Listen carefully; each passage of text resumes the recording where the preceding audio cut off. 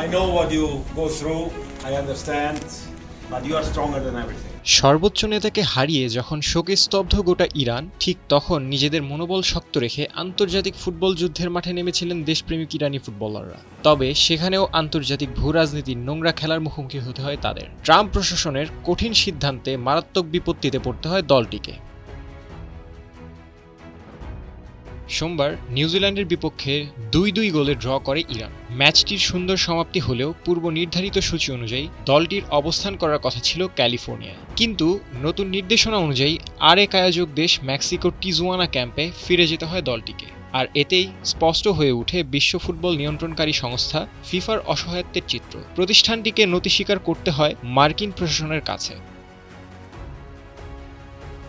মধ্যপ্রাচ্যের ভূরাজনৈতিক সংঘাতের প্রভাবে ক্যালিফোর্নিয়ায় ইরানি দলের সাথে মার্কিন প্রশাসনের কঠোর আচরণ করলেও ভিন্ন চিত্র দেখা গেছে খোদ ফিফা ওয়ার্ল্ড কাপের সভাপতির পক্ষ থেকে, যিনি সহানুভূতির হাত বাড়িয়ে দিয়েছিলেন ইরানি ফুটবলারদের প্রতি। নিউজিল্যান্ডের বিপক্ষে দারুণ পারফরম্যান্স শেষে ড্রেসিং রুম পরিদর্শন করেন ফিফা প্রেসিডেন্ট জিয়ান্নি ইনফান্তিনো এবং আন্তরিক অভিনন্দন জানান ইরানি খেলোয়াড়দের প্রতি। পারস্যের ফুটবলারদের উদ্দেশ্যে হাস্যোজ্জ্বল মুখে ফিফা প্রেসিডেন্ট বলেন, আমি জানি আপনারা কিসের মধ্য দিয়ে গিয়েছেন, আমি বুঝতে পারছি, কিন্তু আপনারা সবকিছুর চেয়ে শক্তিশালী। আপনারা পুরো বিশ্বকে দেখিয়েছেন আপনারা বিশ্বকাপে আছেন, এমনকি আপনারা বিশ্বের কাছে একটি শক্তিশালী বার্তা পাঠাচ্ছেন। But you are stronger than everything.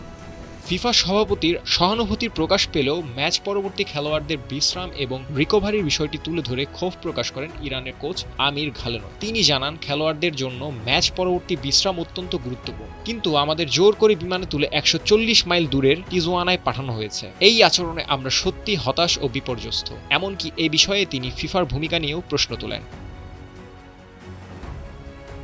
এদিকে ফিফার নিজস্ব আইন ও বিধি অনুযায়ী অংশগ্রহণকারী দেশের প্রতি এমন আচরণ গ্রহণযোগ্য না হলেও টুর্নামেন্টের অন্যতম আয়োজক দেশ যুক্তরাষ্ট্রের নিজস্ব আইন অনুযায়ী তারা এ বিষয়ে নিজেদের পূর্ণ ক্ষমতার ব্যবহার করেছে। খেলাধুলায় প্রভাব বিস্তারের ঘটনা ইতিহাসে প্রথম নয়। এর আগেও সংযুক্ত আরব আমিরাতে আয়োজিত দুবাই টেনিস চ্যাম্পিয়নশিপে ইসরায়েলি টেনিস খেলোয়াড়কে ভিসা জটিলতার সম্মুখীন হতে হয়। চায়নায় আয়োজিত স্পোর্টসের একটি ইভেন্টে তাইওয়ান থেকে মনোনীত দলের নাম পরিবর্তন করে চাইনিজ তাইপেই নামে নিজেদের পরিচয় দেওয়ার জন্য আয়োজক দেশ থেকে নির্দেশ দেওয়া হয়। এছাড়াও ১৯৩৬ সালে বার্লিন অলিম্পিকে ইহুদি ও কৃষ্ণাঙ্গ খেলোয়াড়দের মাঝে একটি ভয় ও আতঙ্কের পরিবেশ সৃষ্টি করে চাপ প্রয়োগ করা হয়েছিল। ফলে ছোট দেশগুলোর প্রতি আধিপত্য কিংবা সাম্রাজ্যবাদী দেশগুলোর এমন আচরণ যুগ যুগ ধরে দৃশ্যমান হয়ে আসছে।